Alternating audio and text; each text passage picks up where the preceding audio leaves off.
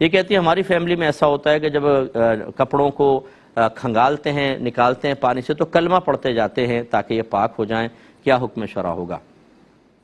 اللہ تعالی ہماری ایسی بہنوں پر بہرحال رحمت نازل فرمائے کہ جنہوں نے ایک نیا دین اپنے گھر میں وضع کر لیا اور انہوں نے اصل دین کو سیکھنے کی کبھی زحمت گوارا نہ کی۔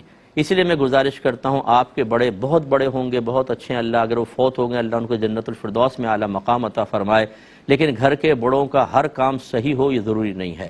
ان کے کاموں کو بھی، ان کی سوچ، ان کے نظریات، ان کے اقوال، ان کے عادات و اطوار جو آپ میں سرایت کر کے نسلوں میں جا رہی ہے، اسے ایک دفعہ شریعت پر پیش کرنا ضروری ہوتا ہے۔ کپڑوں کی پاکی کا یا اسی طرح جنابت اتارنے کا جو غسل ہم کرتے ہیں ناپاک ہوتے ہیں، اس کا کلمہ پڑھنے سے کوئی تعلق نہیں ہے ہی نہیں کوئی تعلق۔ کلمہ پڑھنے سے کیا ہوگا؟ پانی بہانے سے ہے۔ اگر کپڑوں میں نجاست ہے تو اتنا پانی بہائیں کہ وہ پانی اس نجاست کو اپنے ساتھ بہا کر لے جائے۔ جب یہ ہوگا تو کپڑا پاک ہوگا۔ اب آپ نے وہ شرعی تقاضا پورا نہیں کیا اور کلمہ پڑھ رہے ہیں اس کے اندر تو کوئی فائدہ نہیں، وہ ناپاک ہی رہے گا۔ اور اگر پاک ہو گیا کلمہ نہ پڑھیں، اب کلمہ پڑھنے کی حاجت نہیں، کپڑا پاک ہو گیا۔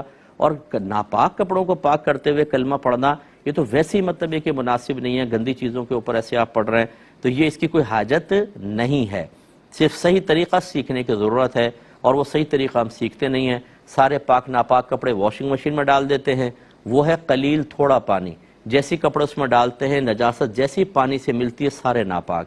آپ نے باہر نکال کے نئے کپڑے اسی پانی میں ڈال کے تھوڑا اور پانی اور پاؤڈر ڈالا اسی میں ڈال دیے، وہ سارے بھی ناپاک۔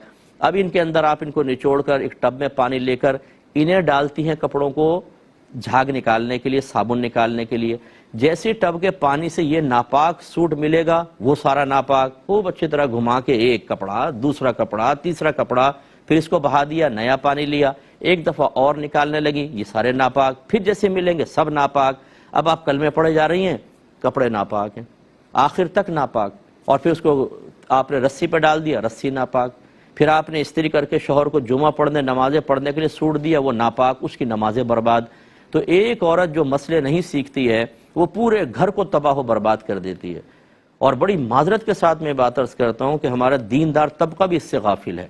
جتنے مجھے سن رہے ہیں اس وقت، اگر کوئی نئے عالم بنے ہیں، قاری صاحب ہیں، کوئی نعت خان صاحب ہیں، دیگر لوگ ہیں، اپنے گھر کی خواتین سے معلوم کریں کہ تمہیں کپڑا پاک کرنا آتا ہے، طریقہ معلوم کیجیے آپ۔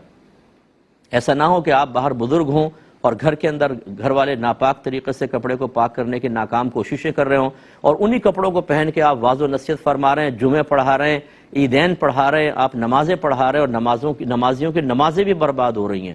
اتنا خطرناک مسئلہ ہے یہ، لیکن عمومی طور پر سمجھ نہیں پاتے۔ اگر میں ایک عالم دین ہوں اور میں غیر عالمہ عورت سے نکاح کر لیتا ہوں تو کیا میری صحبت میں رہ کے وہ خود بخود عالمہ بن جائے گی، یا مجھے سکھانا ہوگا، مجھے پوچھنا ہوگا کہ آپ کو شرعی مسئلے معلوم ہیں کہ نہیں ہیں؟ آپ بھی اس کا فیصلہ کر سکتے ہیں۔